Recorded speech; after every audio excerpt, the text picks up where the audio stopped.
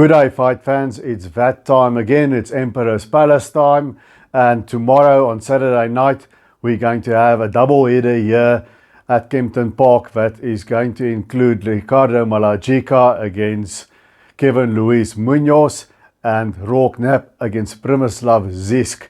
And also a very intriguing main supporting bout between Brandon Thysse and Koopman. If you're interested in that and how I break down the fight, stick around.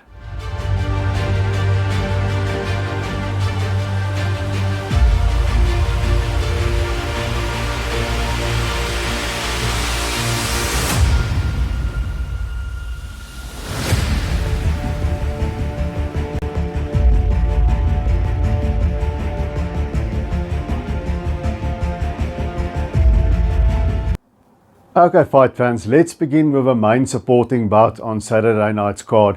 And that's the one that really intrigues me because I'm not at all sure who's going to win. Koopman defends his South African junior middleweight title against Brandon Thysse. And that is a really intriguing fight to me because it's a typical crossroads fight.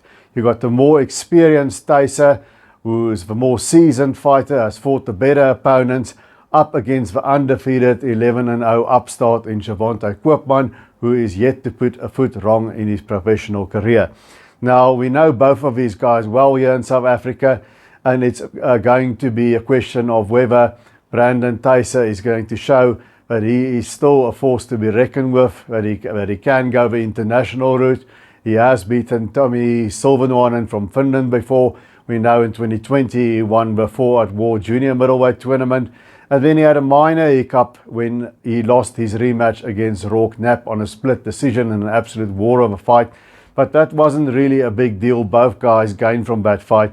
And in his last fight, he showed a terrific set of whiskers, a terrific chin, and he outpointed Cristiano Ndombasi.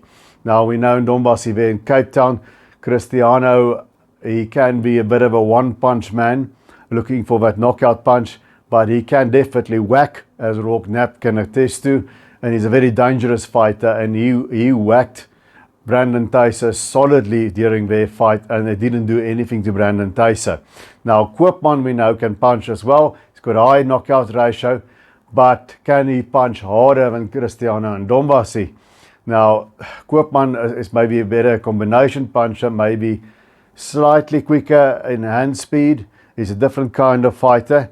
But I struggle to see if Ndombasi couldn't hurt Thysse, how Koopman will stop Brandon Thysse.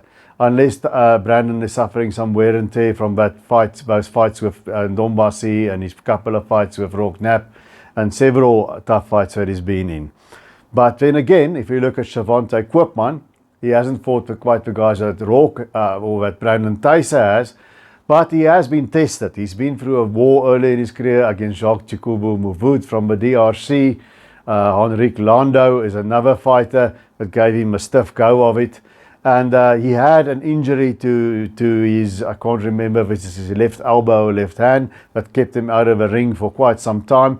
And when he came back for his last fight against Jackson Kaptein, defending his South African title, he stopped Kaptein well enough, but it wasn't his best showing. But you can expect that sort of from the inactivity. So Koopman will have to be on his P's and Q's because it's a solid step up for him fighting Brandon Thysse. And I don't think he can bargain on stopping Brandon. I think he'll have to box more, use all his skills of hand and foot to outpoint Brandon maybe. But Brandon, on the other hand, I like Brandon Thysse. I thought he was going to win that 4 at War tournament. I picked him to win the rematch against Knapp. I was wrong. I think in the Knapp fight, the weakness of Brandon sometimes is he gets off the game plan. Or he can't decide. It seems to me, watching from the ringside, that sometimes he can't decide whether he wants to box or whether he wants to fight. And I think that sort of cost him a bit there at Knapp, and it was a very close decision. But I think that not deciding on whether he's going to fight Rock, because he almost knocked him out in the first round, but then he sort of lost his way, and Rock stayed with a game plan.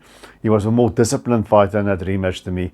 So Brandon, I think here's a fight where maybe he can fight a little bit and not box so much. I would try and put Koopman under pressure. Koopman showed lots of poise under pressure, and he stays calm when he's under pressure. He doesn't panic. And these two have fought as amateurs, I gather, and I think Thysse won those fights, but these are the pros now. So Brandon Thysse, we know he's got a great chin, we know he's got a great jab, but what has also developed with Brandon is become a great body puncher as well. So if I was in the Thysse camp, I would think Brandon has to come in behind his jab. He's got to work that body of Shavante Koopman and see if Koopman will fall apart at some stage or not.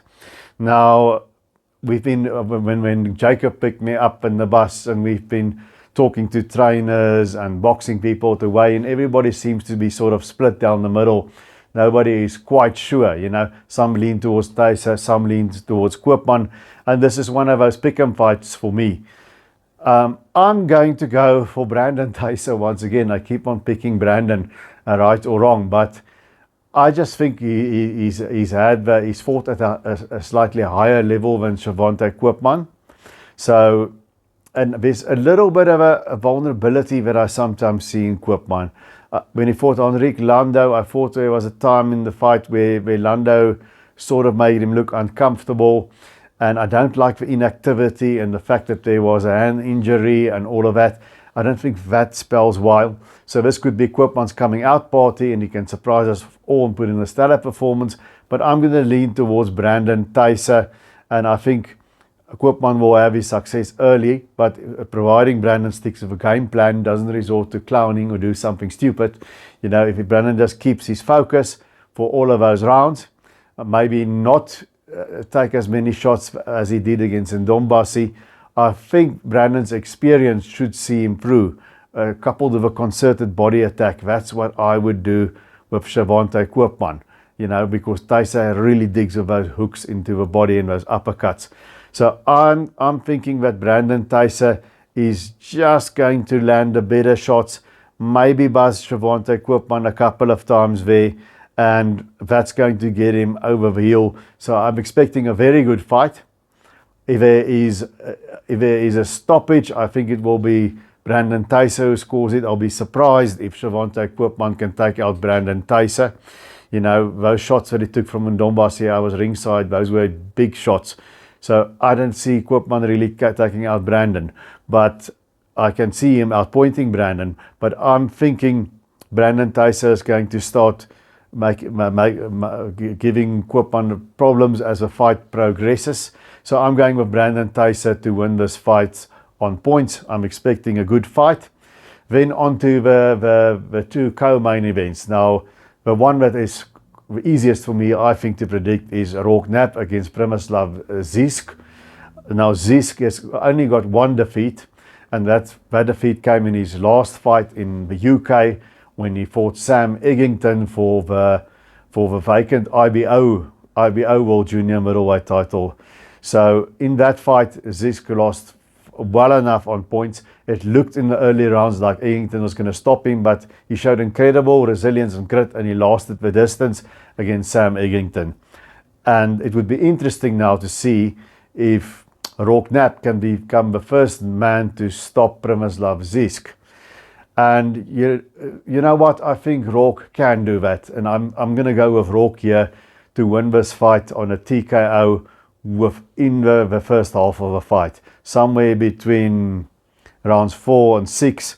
I think Rock is going to overwhelm Przemysław Zysk, because watching Zysk's fights, I think he's just a bit too one-dimensional. He stands tall, he fights in that European style, he likes using his jab, he fights behind his jab, so his whole game is keeping the other guy on the end of his jab, and he drops in the straight right after that jab.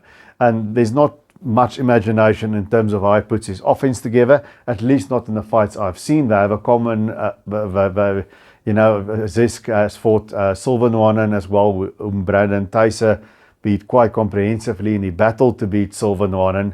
It was a close fight there in his hometown. So I just think Rock is the better fighter. He's a more talented fighter. We know Sam Eggington, if you watch The Zone, you know, he's a mainstay there of the British fight scene. He's a tough guy. But I do think that Rourke is a little bit more dynamic and explosive than Sam Eggington. And the thing that worries me for Zysk is he takes a lot of punches. His defense, really, it depends on his jab and keeping the guy on the end of it. He takes a lot of shots. I mean, Sam Eggington had no trouble hitting him. And I think Rourke has just got a little bit more explosiveness than Eggington. And that's why I'm thinking that he is going to overwhelm Przemysław Zysk, and the referee will have to come to the Polish visitors' rescue. Now, let's see. Maybe Zysk proves me wrong. Maybe he has more dimensions than what he showed against Eggington, against Silvanwan in his fights that I've watched. But I'm thinking Rourke is going to look impressive tomorrow night. And then the other co-main event is, of course, Ricardo Malajika's big chance. Now, we know Malajika, they moved him very fast as a pro because he has this decorated amateur background. And it's been a bumpy ride, you know. He didn't quite find, he struggled to find his stride. He lost the close decisions to Sabelo and Ngebenyana and Sikon Ngotole. But we know Ngebenyana is a tough guy. We know Ngotole is himself a world-ranked fighter today. And he picked himself up well in his last fight. He fought Adrian Lerasan, who was ranked number 15 by the WBC. I think Lerasan was on a 5-fight winning streak on the road nonetheless. I even thought Lerasan was going to beat Malajika, but it didn't turn out like that, and Malajika put in his best performance and he stopped Lerasan in 5 rounds, which of course got him this IBO title shot. Now he is facing Kevin Luis Munoz from Argentina. That's a fighter who's got only 1 defeat on points early in his career, so that doesn't say anything really. That's an experienced builder. And in his last fight, he beat an unbeaten fighter, Isaac Arias. And I watched that fight of Kevin Luis Munoz against Arias. It was a closely contested one. It was a tough fight.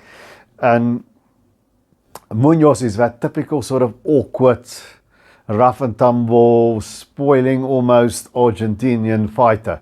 You know, he's got a busy jab. It's an educated jab. He's got a lot of variety in his jab. He'll throw it at different speeds. He'll throw it upstairs, downstairs. And he's quite sharp from a distance, making his opponent miss. You know, you're going to battle to find him with a straight punch. He ducks underneath it.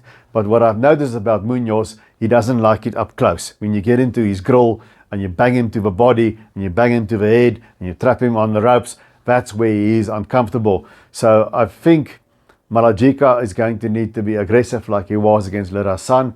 I don't think he needs to be on the outside with Kevin Luis Munoz. I think Malajika is going to need to come in, be aggressive, and punish Munoz on the ropes. Now Munoz is coming down. His last fight was a bantamweight. He's coming down from junior to junior bantamweight again for this fight. So it will be interesting to see how strong Munoz is at the weight. Whether Malajika's power will affect Munoz, whether it will make him uncomfortable. I'm expecting a tough tactical fight. I'm expecting it to be a bit rough and tumble and scrappy at times. But I think it's Ricardo Malajika's time. I like the way he's progressed with Vusi Mtolo. It wasn't quick progression. It had some hiccups along the way, you know, those couple of losses. But it came together against Lerasan. He definitely, the talent is there. The fundamentals with Malajika was always a problem. The funny switch hitting and switching of stances. But he now stays in one stance, and I like that about him. So I think Malajika is just going to, he's got the better speed and zip in him if he can maintain his poise and pace himself well. I think he's going to prevail by decision against Kevin Luis Munoz.